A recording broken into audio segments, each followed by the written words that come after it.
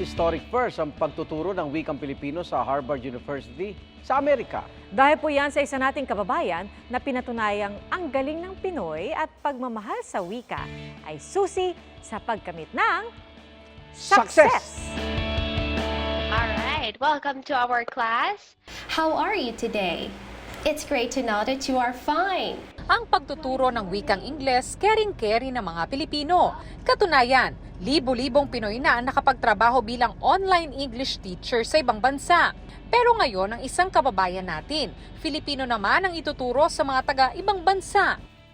Sa kauna-unahang pagkakataon, iaalok bilang kurso sa Harvard University ang wikang Filipino. Ang magtuturo, ang tubong Amadeo Cavite na si Lady Eileen Orsal. Magsisimula siyang mag-lecture ng elementary at intermediate Filipino courses doon ngayong buwan. Dating faculty member ng Cavite State University si Teacher Eileen. Estudyante pa lang daw ay bakas na ang talino at sipag niya. First year pa lang, kabibong bata na po niya.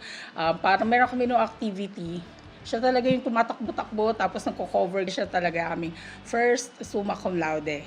Bachelor of Arts in Mass Communication, 2012 na graduate po.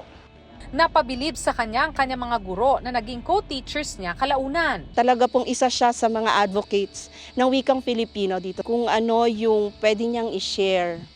Research man to, extension, references sa klase, i-share niya yon.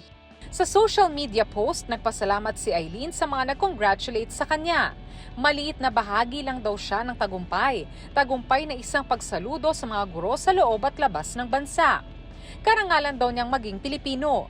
Patunay si Teacher Eileen na hanggang abroad, ang galing ng Pinoy kayang makahanap ng success. Congratulations, Ma'am Ai, from your Dicom family! Para sa GMA Integrated News, Von Aquino ang inyong saksi. Ika nga nila, age is just a number kahit pagdating sa pag-abot sa mga pangarap.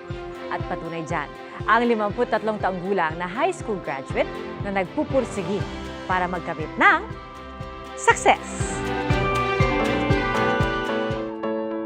Naghahanap noon ng trabaho sa Metro Manila ang 53 taong gulang na si Elmer Laos. Pero hindi siya makatuloy dahil elementary pa lang ang natapos niya. Umuwi po ako noon para kung nalulumo. Pinagpawisan nga ako noon eh. Kaya nagpasya siyang ipagpatuloy ang pag-aaral.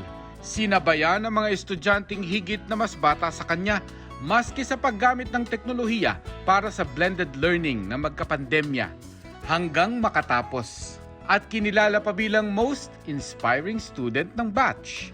Kahit sa kabila ng hirap na ang kanyang mga magulang ay parehas magsasaka at siya ang panganay sa magkakapatid, gusto niya pa rin maabot yung pangarap niya.